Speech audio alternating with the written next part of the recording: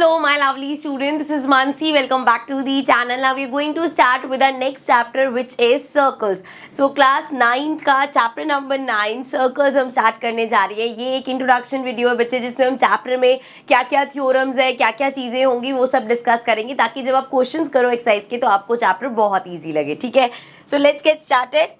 सबसे पहले हम यहाँ पे ना सर्कल की कुछ बेसिक टर्म्स है, इसमें से आई नो आपको ज़्यादातर पता होंगी बट एक बार उसको रिवाइज कर लेते हैं. ठीक है, जैसे सबसे पहले what is centre of circle. Centre होता है बच्चे पूरे सर्कल का मिड पॉइंट, या आप इसको ऐसे समझ सकते हो जैसे हम कंपास से बनाते हैं तो जहाँ निडल रखते हैं एंड देन सर्कल पूरा बनाते हैं तो वो निडल वाला पार्ट हमारा सेंटर होता है. और इसको डिफाइन करने का अच्छा तरीका ये है कि सेंटर से अगर जैसे ये सेंटर है हमारा तो यहाँ से ये जो सारा डिस्टेंस है ये बराबर होता है, वो होता है हमारा सेंटर. ठीक है, दूसरी चीज रेडियस. अब ये जो मैं कह रही हूँ सेंटर से ये जो इसका सराउंडिंग जहाँ ये सर्कल है पूरा, इस सर्कल पे सेंटर से जो भी लाइन जाएगी वो क्या होती है, वो हमारी होती है रेडियस. ठीक है, उसके बाद जी डायामीटर क्या होता है. डायामीटर बच्चे हमारा होता है जैसे ये आपका सेंटर है, अगर ये सर्कल का सेंटर है, ज़रा थोड़ा साफ सुथरा बना लेते हैं. So if this is the centre बेटा, तो यहाँ से सेंटर से पास होती हुई जो पूरी स्ट्रेट लाइन जाती है हमारी वो डायामीटर होती है. इस तरीके से देखो कितने सारे डायामीटर हो सकते हैं. एक कॉर्नर से स्टार्ट हुआ और सेंटर को पास होते हुए दूसरे कॉर्नर तक आ गया, ये सारे हमारे बेटा क्या होते हैं, दीज आर डायामीटर. और ये रेडियस का डबल होते हैं. सो सेंटर देख लिया, रेडियस देख लिया, डायामीटर देख लिया. डबल मतलब जैसे अगर रेडियस आपकी 5 सेंटीमीटर है तो डायामीटर आपका हो जाएगा 10 सेंटीमीटर, डबल हो जाएगा. ठीक है, उसके बाद कॉर्ड. कॉर्ड क्या होता है बच्चे, अगेन सब कुछ रब करते हुए नेक्स्ट उस पर चलेंगे. कॉर्ड हमारा होता है जैसे ये जो सराउंडिंग है. अच्छा एक मिनट यार, कॉर्ड वॉर्ड पे भी आते हैं. सराउंडिंग बेसिकली मैं बोल रही हूँ ये जो इसकी ये चीज़ है इसको हम क्या बोलते हैं, दिस इज कॉल्ड सर्कमफेरेंस. जैसे जब हम ऐसी फिगर देखते हैं एक स्क्वायर है तो हम बोलते हैं ये सराउंडिंग इसका क्या है, पेरीमीटर है. ट्राइंगल में भी वी से दिस इज पेरीमीटर. उसी पेरीमीटर को सर्कल में हम बोलते हैं सर्कमफेरेंस. तो ये हमारा सर्कमफेरेंस होता है. अब कॉर्ड पे आए वापस, तो कॉर्ड क्या होता है, सर्कमफेरेंस को 2 पॉइंट पे टच कर रही है. जैसे एक ये पॉइंट हो गया, एक ये पॉइंट हो गया एंड यहाँ से हमने एक इस तरीके से लाइन बना दी, ये कॉर्ड हो गया. ये हो सकता है, ये कॉर्ड हो सकता है, ये हमारा कॉर्ड हो सकता है. तो बहुत सारी कॉर्ड पॉसिबल है. एंड ऑल्सो अगर वो कॉर्ड सेंटर से पास हो जाए तो वो हमारी क्या होती है, डायामीटर होती है. तभी हम डायामीटर को लार्जेस्ट कॉर्ड बोलते हैं. ठीक है, सो जो बाकी मैंने यहाँ पे कॉर्ड बनाई वो मैंने क्या बोला, सेंटर से पास होती है ऐसा नहीं बोला. यहाँ पे सर्कमफेरेंस के कोई भी 2 पॉइंट है वहाँ पे ज्वाइन कर दो, वो हमारी कॉर्ड बन जाएगी. नेसेसरी नहीं है कि वो सेंटर से पास हो, अगर वो सेंटर से पास हो रही है तो वो डायामीटर हो गया. ठीक है, चलो अब उसके बाद अगेन इस सबको रब करते हैं. सो अब हमने देख लिया centre, radius, diameter, chord, circumference. अब बात करते हैं आर्क. आर्क क्या होता है बच्चे, जैसे आपने सर्कमफेरेंस पे 2 पॉइंट लिए. ठीक है, अब अगर ये 2 पॉइंट को मैं लाइन से ज्वाइन कर दूं तो वो कॉर्ड होता है. अगर मैं लाइन से ज्वाइन करने की जगह इसके सर्कमफेरेंस के ही पार्ट को देखूं, मतलब यहाँ से इस तरीके से मैं देखूं तो इसको हम बोलते हैं आर्क. जैसे अब यहाँ पे 2 पॉइंट में एक आर्क ये बनी और इसी में अगर आप ऐसे लो रिमेनिंग पार्ट को तो भैया ये भी एक आर्क है. तो फर्क क्या है, ये जो है हमारी छोटी वाली हमारी हो गई माइनर आर्क एंड ये जो बड़ी वाली है इसको हम बोलते हैं मेजर आर्क. ठीक है, तो सर्कमफेरेंस पे कोई भी 2 पॉइंट लिए एंड उसके ये सर्कमफेरेंस के पार्ट को हम बोलेंगे आर्क. ठीक है, नेक्स्ट चीज देखते हैं सेक्टर. अब सेक्टर क्या होता है बच्चे, इसी आर्क में मान लो ये हमारा सेंटर है.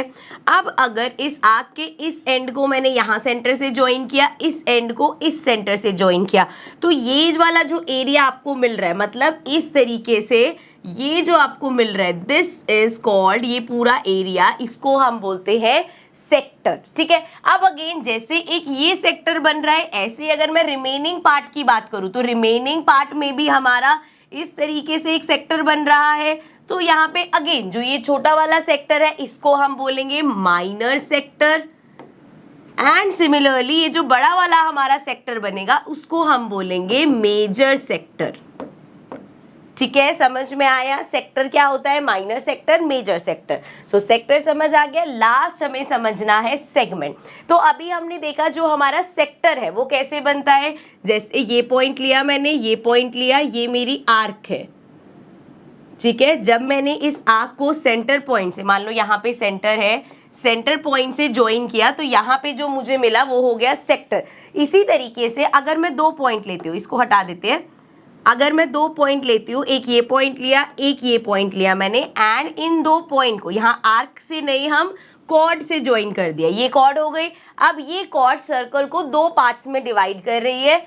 एक ये वाला पार्ट हो गया, जैसे सर्कल का मान लो ये वाला पार्ट हो गया, एक ये ऊपर वाला बड़ा पार्ट हो गया, मतलब यहाँ से ये मान लो आप, ठीक है, सेमी सर्कल से भी बड़ा पार्ट। तो ये हमारा हो जाता है मेजर सेगमेंट एंड ये हमारा हो जाता है बच्चे माइनर सेगमेंट।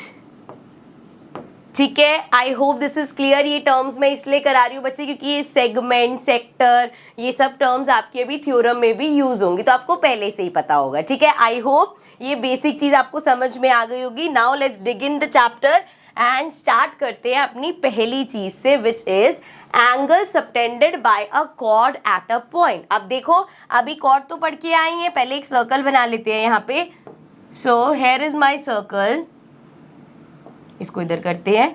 अब हम क्या बात कर रहे हैं बेटा? हम बात कर रहे हैं एक ऐसे एंगल की जो कॉर्ड सबटेंड करता है। जैसे एक कॉर्ड देखो, अगर सर्कल की कोई भी एक कॉर्ड बना लेती हूँ मैं, हमें पता है कॉर्ड का क्या है, सर्कमफेरेंस के 2 पॉइंट लिए और उसको ज्वाइन कर दिया, हमारी कॉर्ड आ गई, एंड नॉट नेसेसरली कि वो हमारी सेंटर से पास हो। तो ये सर्कल की कॉर्ड हो गई। अब अगर इस सर्कल का ये सेंटर है, ठीक है, अब ये कॉर्ड देखो, एक एंगल ये ऐसे बना सकती है, इस कॉर्ड के एंड पॉइंट्स हमने ज्वाइन करे, ये एंगल मिल गया। तो ये एंगल कौन सा होगा? Angle subtended by chord at the centre. इसी तरीके से अगर सेंटर की जगह वो किसी और पॉइंट पे, मान लो इस पॉइंट पे, यहां से मैंने ये ज्वाइन किया, कॉर्ड के एंड पॉइंट्स को ही ज्वाइन करके बनाया है, ये एंगल हो गया। सिमिलरली और एंगल कैसे हो सकते हैं? मान लो यहाँ पे इस पॉइंट पे एंगल बनाया मैंने, ये लिया, अगेन कॉर्ड के दोनों एंड पॉइंट्स है इसमें, ये एंगल आ गया हमारा। नीचे की साइड जाए तो कॉर्ड का एंड पॉइंट ये पकड़ा यहाँ तक, ये पकड़ा यहाँ तक, अगेन ये हमारा क्या हो गया? This is again an angle. So ये सारे एंगल जो होते हैं इसको हम बोलते हैं एंगल सबटेंडेड बाय कॉर्ड। ठीक है, अब एट अ पॉइंट मतलब at centre, at this point, at this point, at this point. So circumference के किसी भी पॉइंट पे कॉर्ड जो है वो एंगल बना सकती है। ठीक है, I hope this is clear. चलो आगे बढ़ते हैं। आगे है हमारे पास theorem 9.1 which says equal chords of a circle subtend equal angle at the center। क्या मतलब है बच्चे इस बात का? अगर आपके पास 2 इक्वल कॉर्ड्स दे रखे हैं, जैसे ये सर्कल है, एक कॉर्ड है इसकी AB एंड एक कॉर्ड है ये CD, ठीक है। अब आपको पता है कि ये कॉर्ड जो है वो इक्वल है। अगर ये इक्वल है, अच्छा सबसे पहले बात तो ये देखो, यहाँ पे मैं सर्कल बनाती हूँ पहले एक, ठीक है। अब 2 कॉर्ड बना लेते हैं, एक कॉर्ड ये हो गई और एक कॉर्ड मान लो मेरी ये हो गई। अब ये कॉर्ड, पहले तो ये बताओ सेंटर पे एंगल कैसे बनाएंगी? यहाँ पे ये कॉर्ड है, इसका एंड पॉइंट लेके यहाँ तक गए हम, इसका एंड पॉइंट लेके यहाँ तक गए, सो इसने ये एंगल बनाया।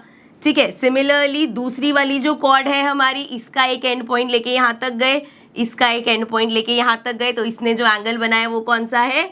ये वाला। अब यहाँ पे थ्योरम में ये बोला गया है कि अगर ये कॉर्ड्स बराबर है, ये भी 5 सेंटीमीटर है, ये भी 5 सेंटीमीटर है, तो जो सेंटर पे इन्होंने एंगल बनाया होगा ना वो भी बराबर होगा। मतलब अगर ये 60 डिग्री है तो ये भी 60 डिग्री होगा। तो थ्योरम समझ में आ गई। अगर कॉर्ड्स इक्वल है तो जो वो एंगल बनाएंगे वो भी इक्वल होगा। सिमिलरली इसी का ही कन्वर्स है हमारा 9.2, जिसमें बोला है if the angle subtended by the chords of a circle at the centre are equal then the chords are equal. अब इसमें उन्होंने क्या बोला कि अगर आपको ये दे दिया कि जो एंगल है ना ये इक्वल है, ये भी 30 डिग्री है वो भी 30 डिग्री है, तो आप कहोगे ये एंगल जिस कॉर्ड से बना है वो कॉर्ड भी इक्वल होगी। सो मतलब जैसे इसको अगर मैं एंगल 1 और 2 बोल दूं, सो इफ एंगल 1 इक्वल है एंगल 2 के, देन हम कह सकते हैं कि हमारा AB जो है वो इक्वल होगा CD के।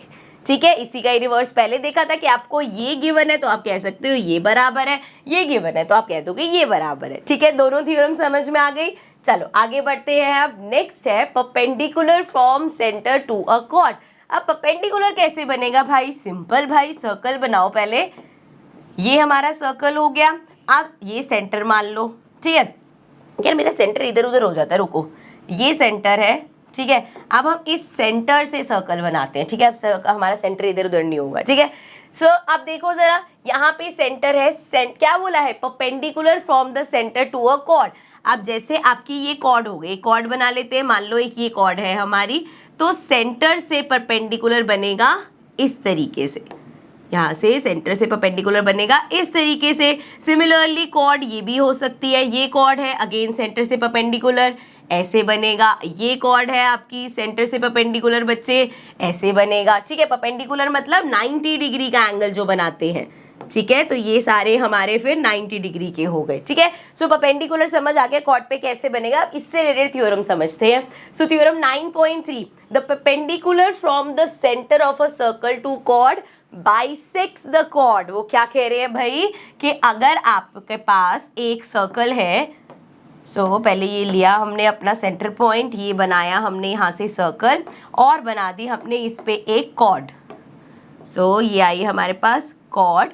नाउ दे आर सेइंग कि अगर परपेंडिकुलर बनता है सेंटर से, वो क्या करेगा? एक चीज तो हमें पता है, परपेंडिकुलर मतलब 90 डिग्री का एंगल बनाएगा, और वो कह रहे हैं कि वो इस कॉर्ड को बाइसेक्ट करेगा। बाइसेक्ट करेगा मतलब बच्चे, अगर ये है ए बी और जिस पॉइंट पे ये कट कर रहा है वो ए मतलब एक्स हो गया। जैसे ये सेंटर से परपेंडिकुलर बनेगा वो इस पूरे को बाइसेक्ट कर रहा है, मतलब दो इक्वल पार्ट्स में कट कर रहा है। सो वी कैन से, अगर ये जो हमारा OX है, अगर ये OX परपेंडिकुलर बना है हमारे कॉर्ड AB पे, तो हम कह सकते हैं AX इक्वल होगा XB के। ठीक है, समझ में आया? एक बार फिर से बताऊं, सेंटर से कॉर्ड पे परपेंडिकुलर बनेगा तो वो हमारी कॉर्ड को बाइसेक्ट करेगा, मतलब दो इक्वल पार्ट्स में कट करेगा। ठीक है, I hope this is clear. चलो सेम कन्वर्स देख लेते हैं इस थ्योरम का 9.4, the line drawn through the centre of a circle to bisect a chord is perpendicular to the chord. अब भाई आपको ये दे दिया कि आपके पास ये सर्कल है, ठीक है, एंड ये आपकी कॉर्ड है। सेंटर से ये नहीं बोला कि आपके पास परपेंडिकुलर बन रहा है, बस ये बोल दिया सेंटर से ये लाइन पास हुई है, एंड ये बता दिया कि अब ये पार्ट इस पार्ट के इक्वल हो गया। मतलब अगर ये बाइसेक्ट कर रहा है तो ये जो लाइन हमारी पास हुई है ये परपेंडिकुलर होगी। सेम उसका रिवर्स, उसमें बोला था कि अगर परपेंडिकुलर बनाओगे तो वो बाइसेक्ट करेगा। अब वो कह रहे हैं अगर ये पता है आपको कि AX बराबर है XP के, तो ये मान लेना कि ये 90 डिग्री का एंगल बना रहे हैं, मतलब ये परपेंडिकुलर है। ठीक है, I hope this is clear.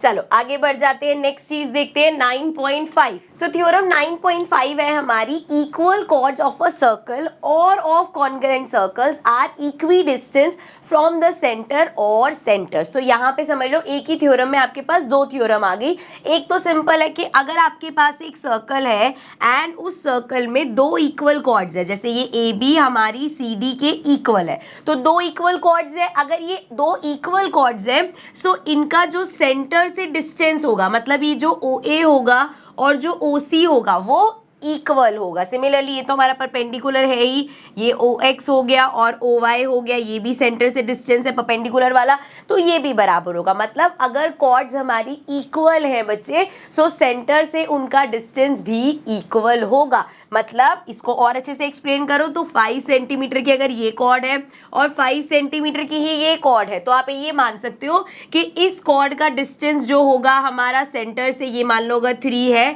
तो ये भी 3 ही होगा।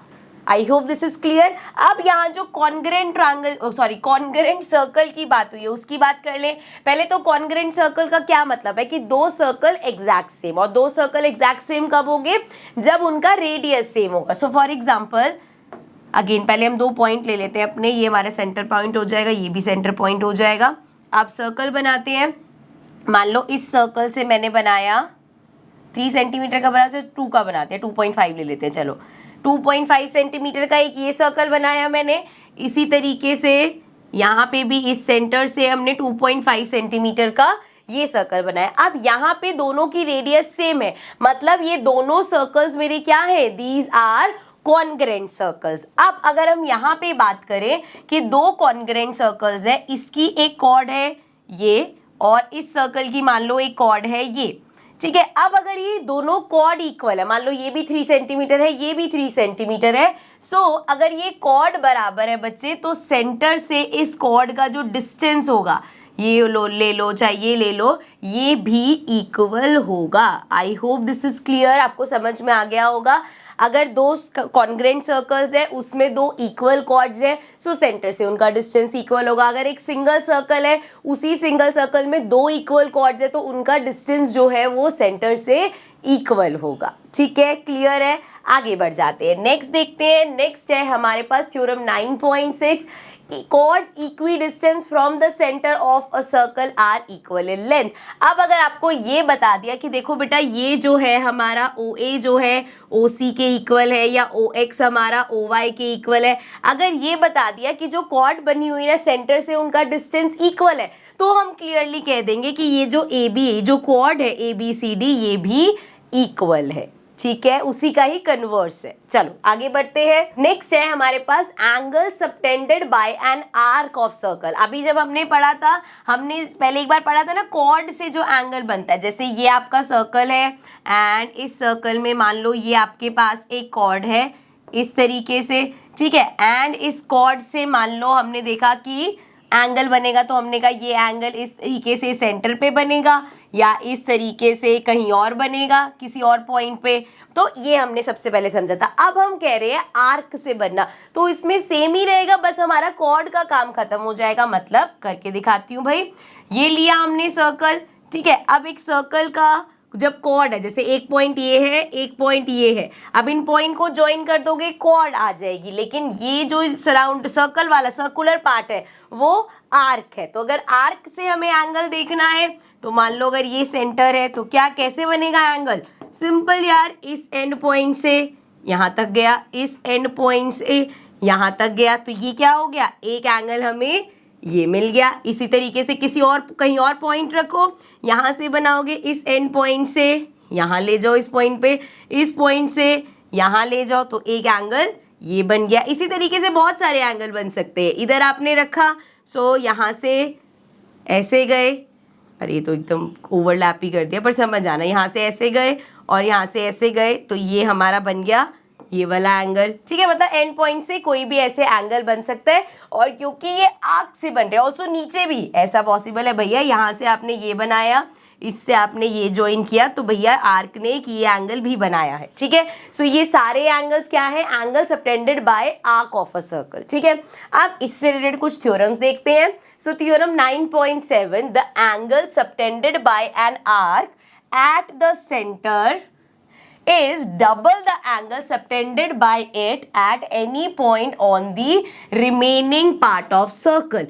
अब उन्होंने क्या बोला, आर्क जो है, अब यहाँ पे ये आर्क देखो A से लेके B तक, तो ये जो AB हमारी आर्क है, इसने सेंटर पे बनाया, यहाँ से ये सेंटर पे एंगल बना है ये, और मान लो रिमेनिंग पार्ट पे यहाँ पे बना है ये एंगल।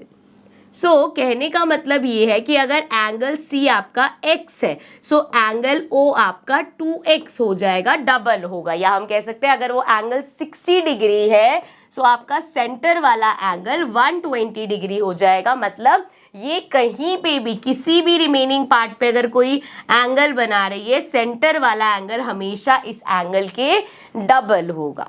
ठीक है, I hope this is clear. एक बार फिर से समझाऊं, ये हमारा सर्कल है, ठीक है, मान लो सर्कल की हमने ये वाली आर्क ले ली, एक पॉइंट और है जो मैं बताती हूँ आपको, ये वाली आर्क ले ली, अब ये सेंटर है, सो ये आर्क सेंटर पे कैसे एंगल बनाएगी, इस तरीके से एंगल बनाएगी। अब वो कह रही है सेंटर पे एक एंगल बना और रिमेनिंग पार्ट पे मान लो इधर ये एंगल बना हमारा, ठीक है। सो ये वाला जो एंगल है x है, तो ये वाला एंगल 2x होगा। बस याद क्या करना है कि ये उल्टा मत कर देना कि ये डबल होता है। सेंटर पे जो है the angle subtended by an arc at centre is double, centre वाला डबल होता है, ये हमेशा याद रखना। अब इसमें एक पॉइंट और ये है कि आप ये गलती मत करना, इसको मैं थोड़ा सा इधर करती हूँ कि ये हमने मान लो सर्कल लिया, चलो फिगर नॉर्मल उससे अपना इससे बनाते हैं ताकि और साफ सुथरी बने। ये हमने सर्कल लिया, ठीक है। अब इस सर्कल की मान लो यहाँ से हमने आर्क ले ली, ये 2 पॉइंट लिए, तो ये ए बी जो है ये हमारी आर्क हो गई बच्चे, ठीक है। अब इससे सेंटर पे अगर मुझे बनाना है एंगल, तो देखो भाई सेंटर पे यहाँ से गए, ये एंगल बनाया इसने, ठीक है, ये सेंटर का एंगल हो गया। अब अगर आप ये सोचोगे कि इसको हम यहाँ पे भी तो ले सकते हैं, ऐसे एक एंगल बना लेते हैं, तो ये गलत हो जाएगा। क्यों? क्योंकि यहाँ पे थ्योरम में पूरा मेंशन है any point on the remaining part of circle, remaining part बोला है। अगर आप यहाँ पे इस पार्ट पे एंगल बनाते हो, सो ये तो आर्क का पार्ट है ना बच्चे, हमें रिमेनिंग यहाँ पे कोई भी मतलब यहाँ पे कोई भी आपका पॉइंट हो उधर एंगल चलेगा, क्योंकि ये रिमेनिंग पार्ट है। अगर आप इधर एंगल बना दोगे सो वो तो आर्क के ऊपर ही बन गया ना, आपको रिमेनिंग पार्ट ऑफ सर्कल पे बनाना है। तो मतलब यहाँ से अगर आपका एंगल ये बन रहा है तो जी अगेन ये इसका डबल होगा, ये बन रहा है, अरे भाई तो भी ये डबल होगा, सेंटर वाला हमेशा डबल होगा, लेकिन एंगल इधर रिमेनिंग पार्ट पे बनना चाहिए, वहां नहीं जहां पे आपका आर्क है, ठीक है। चलो आगे बढ़ते हैं, नेक्स्ट देखते हैं। नेक्स्ट है angle in semi circle is right angle. इसका क्या मतलब हुआ बच्चे? अगर आपके पास एक सर्कल है, इस तरीके से आपके पास सर्कल है, अब सेमी सर्कल क्या होता है? सेमी सर्कल होता है जैसे अगर यहाँ पे सेंटर है, सर्कल का हाफ इस तरीके से भी हो सकता है, अगर आप ऐसे बनाओगे तो ये भी हाफ हो सकता है। तो अभी अगर हम ऐसे कर रहे हैं, नाउ दे आर सेइंग कि भैया सेमी सर्कल में कोई भी आपका एंगल बनेगा तो वो 90 डिग्री का होगा। जैसे अगर ये मैंने एंगल बनाया तो ये मेरा एंगल क्या होगा? 90 डिग्री होगा। Same goes for this one, यहाँ पे अगर मैंने ऐसे एंगल बनाया बेटा तो ये मेरा कौन सा एंगल होगा? 90 डिग्री होगा। और सेमी सर्कल में आप इसको कंफ्यूज नहीं होना, मैं बता देती हूँ, ऐसे भी ले सकते हो। जैसे ये मेरे पास सर्कल है एंड मान लो भाई सेमी सर्कल हमने ऐसे हाफ में डिवाइड करने की जगह ऐसे हाफ में डिवाइड किया है, तो भी उस केस में भी आपके पास यहाँ पे अगर कोई भी एंगल बन रहा है सेमी सर्कल में, सो वो हमेशा राइट एंगल होगा, मतलब 90 डिग्री का होगा। I hope this is clear. चलो अब आगे बढ़ते हैं, नेक्स्ट थ्योरम देखते हैं। Angle in the same segment of a circle are equal. अब वो बोल रहे हैं सेगमेंट, अगेन सेगमेंट पढ़ के आए थे, सेगमेंट कैसे आता है? अगर आपके पास इस तरीके से सर्कल है एंड यहाँ पे आपने कहीं पे भी कॉर्ड बनाई, तो कॉर्ड सर्कल को 2 पार्ट्स में डिवाइड करेगा। छोटा वाला पार्ट हो गया आपका माइनर सेगमेंट, बड़ा वाला पार्ट हो गया आपका मेजर सेगमेंट, ठीक है। कभी कभी कंफ्यूजन होती है सेगमेंट और सेक्टर में। ये सेगमेंट होता है, यहीं से अगर मान लो ऐसा सर्कल है और आर्क से जब हम ऐसे इसको कटते हैं सेंटर पे, तो ये हमारा सेक्टर होता है। कॉर्ड से जब कटता है तो बच्चे वो हमारा सेगमेंट होता है। यहाँ पे सेगमेंट की बात हुई है, तो वो कह रहे हैं angles in the same segment of a circle are equal. जैसे अगेन मैं फिगर बना लेती हूँ, एक ये सर्कल है एंड मान लो यहाँ पे ये एक कॉर्ड है, ठीक है, ये हमारी कॉर्ड हो गई, ये हमारा सर्कल हो गया। अब सेम सेगमेंट क्या है? एक सेगमेंट ये है, एक सेगमेंट ये है, तो मतलब यहाँ पे कोई भी अगर आप एंगल बना रहे हो इस कॉर्ड से, सो देखो ये एंगल, एक ये एंगल बन गया। इसी तरीके से मान लो किसी और पॉइंट पे मैंने एंगल बनाया तो ये एंगल बन गया, ठीक है। अगेन मान लो किसी और पॉइंट पे फिर से मैं एंगल बना रही हूँ, ये बना रही हूँ मैं, सो ये सारे जो हमारे एंगल्स हैं ये क्या होंगे? इक्वल होंगे। सेम सेगमेंट में जितने एंगल बने हैं इक्वल होंगे। सिमिलरली ये हमारा क्या है? Minor segment. यहाँ पे भी आप जितने एंगल, जैसे एक एंगल ये बना, एक एंगल मान लो आपने इस पॉइंट पे बनाया, सो देखो यहाँ पे भी ये देखो ये एंगल हमारे इक्वल होंगे। मतलब से जैसे यहाँ पे है सेम सेगमेंट में जो एंगल है इक्वल है, इसको नहीं इंक्लूड करेंगे। ये एंगल क्या है? ये तो सेंटर पे बन रहा है, ये वाले एंगल की हम बात कर रहे हैं, ठीक है, जो सेम सेगमेंट में बन रहे हैं। आई होप दिस इज क्लियर। देखो ये तो थ्योरम्स में आपको ऐसे समझा रही हूँ, जब हम क्वेश्चंस में करेंगे ना इनका यूज तो आपको और क्लैरिटी मिलती रहेगी, ठीक है। अभी के लिए बढ़ते हैं नेक्स्ट थ्योरम पे। नेक्स्ट है हमारी 9.9 थ्योरम। इसका कहीं यूज नहीं होगा बट ये थ्योरम समझ लो। देखो, if a line segment joining 2 points subtends equal angles at 2 other points lying on the same side of the line containing the line segment, the 4 points lie on a circle, that is they are कौन cyclic. अब पढ़ने में बड़ा difficult लग रहा है, सो इसको हम ब्रेक कर करके पढ़ते हैं। सबसे पहले क्या बोला है, if a line segment joining 2 points, 2 points लिए भाई हमने, एक ये पॉइंट हो गया, एक ये पॉइंट हो गया, एंड यहां से बनी एक लाइन सेगमेंट। ठीक है, यहां तक कोई दिक्कत नहीं है। Subtend equal angles at 2 other points, 2 अलग पॉइंट्स, कहाँ है वो 2 अलग point, lying on the same side of line containing the line segment. So यहाँ पे वो कह रहे हैं ऑन दी सेम साइड, जिस साइड आपकी लाइन है वहीं पे ही कोई 2 पॉइंट्स आपने ले लिए। अब ये जो लाइन सेगमेंट है ना, वो इन 2 पॉइंट्स पे इक्वल एंगल सबटेंड कर रही है। मतलब इस लाइन सेगमेंट में यहाँ पे ये एंगल किया और यहाँ पे ये एंगल करेगी। इस तरीके से गिवन क्या है कि यहाँ जो एंगल बना और यहाँ जो एंगल बना वो इक्वल है। यहाँ तक क्लियर हो गया। आगे क्या बोला है, the 4 points lie on a circle. So अब उन्होंने बोला तो अगर ऐसा कुछ हो रहा है कि 2 पॉइंट से एक लाइन सेगमेंट बनी और 2 पॉइंट्स पे जब उसने एंगल बनाए तो वो एंगल इक्वल आ रहे हैं, सो उनका कहने का मतलब है कि ये चारों पॉइंट्स किसी सर्कल पे लाई करेंगे। मतलब कोई एक ऐसा सर्कल एग्जिस्ट करता है जिसपे ये चारों पॉइंट्स हमारे लाई करेंगे। जैसे ये जो मैं ग्रीन सर्कल बना रही हूँ उस पे अगर आप देखोगे तो हमारे चारों पॉइंट्स उस पे आ रहे हैं। This is called concyclic. ठीक है, I hope this is clear. एक बार फिर से, वैसे तो इसका यूज नहीं बट मैं समझा देती हूँ। हमने सिंपली लिया 2 पॉइंट से एक लाइन सेगमेंट बन रही थी, एक पॉइंट ये हो गया, एक पॉइंट ये हो गया, बनी हमारी लाइन सेगमेंट। अब इस लाइन सेगमेंट पे 2 अलग पॉइंट पे सेम एंगल बनाए। अब ये लाइन सेगमेंट जब एंगल बनाएगी इसके एक एंड पॉइंट से यहाँ तक जाएंगे, इसके एंड पॉइंट से यहाँ तक जाएंगे, इस पे बनाएगी, इसके एंड पॉइंट तक यहाँ गए, इसके एंड पॉइंट तक मतलब वहाँ तक गए। अब उन्होंने बोल दिया कि इसने जो एंगल बनाए हैं वो भी इक्वल है।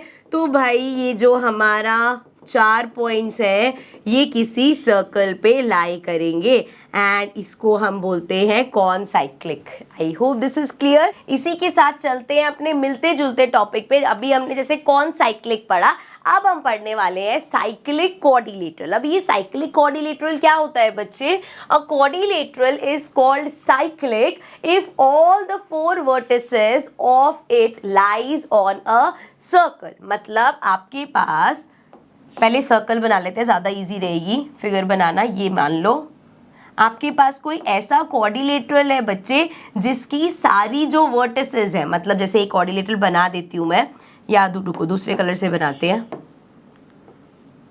क्वाड्रिलेटरल क्या होता है बच्चे? एनी शेप जहाँ पे हमारी 4 साइड्स होती हैं।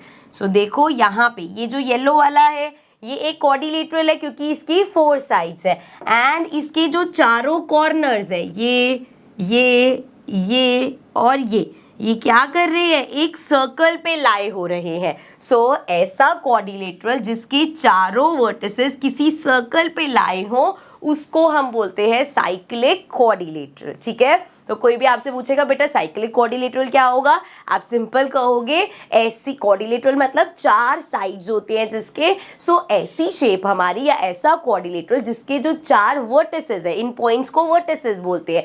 ये चारों वर्टिसेस अगर एक सर्कल पे लाई कर रहे हैं तो वो हमारा बन जाएगा साइक्लिक क्वाड्रिलेटरल। ठीक है, अब इससे रिलेटेड भी हमारे पास 2 थ्योरम और है। So theorem 9.10 says the sum of either pair of opposite angles of a cyclic quadrilateral is 180 degree. यहाँ पे बता दूं जो फिगर बनाई है, अगर आपके पास एक साइक्लिक क्वाड्रिलेटरल है तो जो उसकी ऑपोजिट साइड है, जैसे ऑपोजिट एंगल है, सॉरी, जैसे ये और ये नेमिंग करते हैं A B C D. So angle D और एंगल बी ये क्या है? ऑपोजिट एंगल है। So that means angle B plus angle D supplementary होगा, मतलब 180 डिग्री होगा। इसी तरीके से एंगल ए और एंगल सी ये भी हमारे क्या है? ऑपोजिट एंगल है। तो इनका जो सम है वो भी 180 डिग्री होगा। सो ऑपोजिट, अगर ये साइक्लिक क्वाड्रिलेटरल है तो इसके ऑपोजिट एंगल्स का सम हमेशा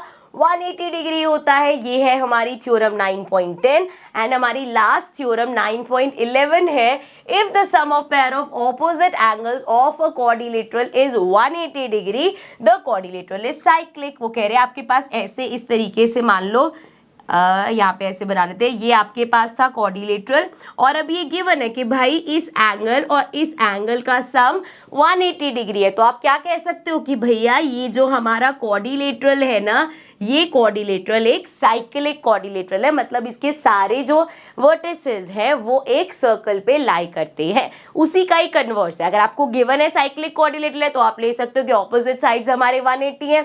अगर आपको ये पता है कि ऑपोजिट साइड्स का सम 180 है तो आप कहोगे ये साइक्लिक क्वाड्रिलेटरल है। ठीक है, चलो सो ये थी हमारी थ्योरम्स। क्योंकि बहुत सारी थ्योरम हो गए ना, तो फटाफट से एक बार रिकैप कर लेते हैं जिसमें हम सारी थ्योरम एक साथ, साइक्लिक वाली नहीं डाली, वो तो सिंपल सी 2 थ्योरम है उसकी, बाकी जितनी ये कॉर्ड वॉर्ड वाली थ्योरम है ना, सारी यहाँ पे मैंने शॉर्ट नोट्स में लिख दी है आप लोगों के लिए, तो फटाफट से रिवाइज करते हुए चलते हैं। सो पहली है हमारे पास, पहली थ्योरम क्या थी, कॉर्ड अगर इक्वल है तो वो सेंटर पे इक्वल एंगल बनाएंगे। सो साथ साथ बनाती हुई चलती हूँ, ये हमारा सर्कल है एंड इस सर्कल में आपके पास 2 कॉर्ड्स है और ये 2 कॉर्ड्स इक्वल है। सो इस कॉर्ड ने सेंटर पे जो एंगल बनाया और इस कॉर्ड ने सेंटर पे जो एंगल बनाया वो एंगल इक्वल होगा। पहली चीज, इसी का ही इनवर्स है हमारे पास, angle by chord at centre equal. अगर आपको गिवन है भाई ये आपका सर्कल था, एक कॉर्ड ये थी, एक कॉर्ड ये थी, एंड इसका एंगल और इसका एंगल दोनों बराबर है,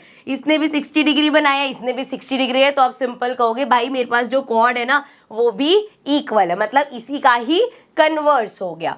सो सेकेंड हो गया। थर्ड देखो, centre is perpendicular on chord. अगर आपको गिवन है ये आपका सर्कल था, ये आपकी कॉर्ड थी और सेंटर से एक परपेंडिकुलर बना है, सो वो क्या करेगा, कॉर्ड को बाइसेक्ट करेगा, मतलब उसने कॉर्ड को 2 इक्वल पार्ट्स में डिवाइड कर दिया। तो ये थी हमारी थर्ड थ्योरम। उसके बाद फोर्थ, इसका कन्वर्स है। कन्वर्स क्या है, सेंटर, अगर सेंटर से लाइन आ रही है वो बाइसेक्ट करे, जैसे आपके पास ये सर्कल है एंड ये कॉर्ड है, ये सेंटर पॉइंट है, सेंटर से एक लाइन आई जिसने कॉर्ड को 2 इक्वल पार्ट्स में डिवाइड किया, तो आप कह दोगे भाई ये जो लाइन आई है ना ये परपेंडिकुलर लाइन है। सो सेंटर से लाइन बाइसेक्ट कर रही है तो मतलब कॉर्ड हम जो हमारे सेंटर से वो आ रही है वो परपेंडिकुलर है, सेंटर से जो लाइन आ रही है। ठीक है, नेक्स्ट देखो, chord equal distance from centre equal. अब वो कह रहे हैं अगर भाई आपके पास ये सर्कल है, यहाँ पे एक कॉर्ड है, यहाँ पे एक कॉर्ड है और ये दोनों कॉर्ड्स इक्वल है, सो सेंटर से जो इनका डिस्टेंस होगा वो भी इक्वल होगा।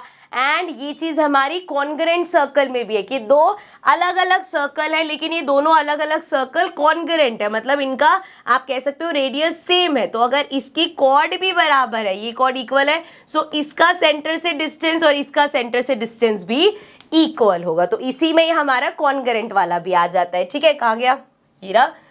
उसके बाद है कॉर्ड्स का डिस्टेंस इक्वल फ्रॉम सेंटर। तो अब ये चीज वही है, इसका वाइसा वर्सा। आपको अब ये नहीं बताया कि कॉर्ड्स बराबर है, ये बता दिया कि ये डिस्टेंस और ये डिस्टेंस इक्वल है। अगर ये डिस्टेंस और ये डिस्टेंस इक्वल है तो कॉर्ड्स अपने आप ही इक्वल हो जाएंगी। ठीक है, सो ये हो गया हमारा।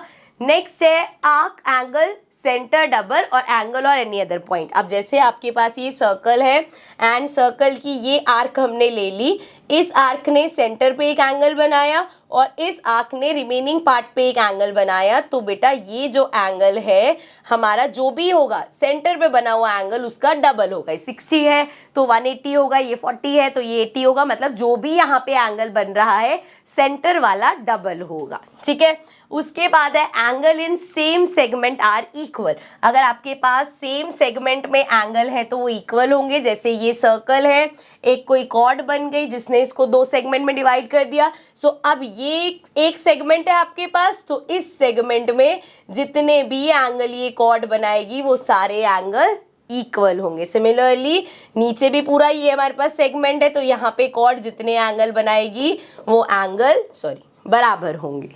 ठीक है, I hope this is clear.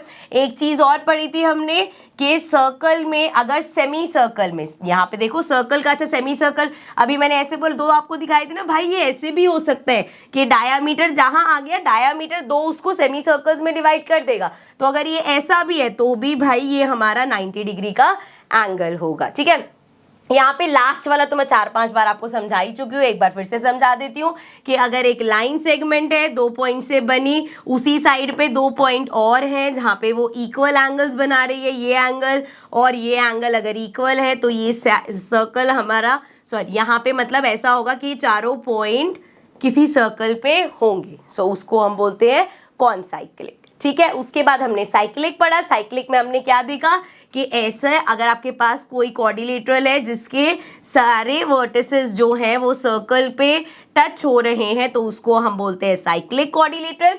और साइक्लिक क्वाड्रिलेटरल में जो ऑपोजिट साइड होता है, ऑपोजिट एंगल्स होते हैं, उनका सम 180 होता है। मतलब ये एंगल प्लस ये एंगल 180 होगा और ये वाला एंगल प्लस ये वाला एंगल 180 होगा। और इसी का ही रिवर्स कि अगर आपको ऑपोजिट एंगल दे रखे हैं 180 डिग्री सम है, सो हम कहेंगे कि ये कौन हमारा साइक्लिक क्वाड्रिलेटरल है। ठीक है, सो विद दिस रिवीजन हम इस चैप्टर को करते हैं एंड। बहुत सारी थ्योरम्स है आई नो, लेकिन जब हम क्वेश्चंस करेंगे इन थ्योरम्स का यूज करेंगे तो आपको रटने की जरूरत नहीं होगी, आपको बाय डिफॉल्ट थ्योरम्स याद होती रहेंगी। So I see you all in the next video जिसमें हम चैप्टर की एक्सरसाइजेस बिगिन करेंगे। Bye bye for now.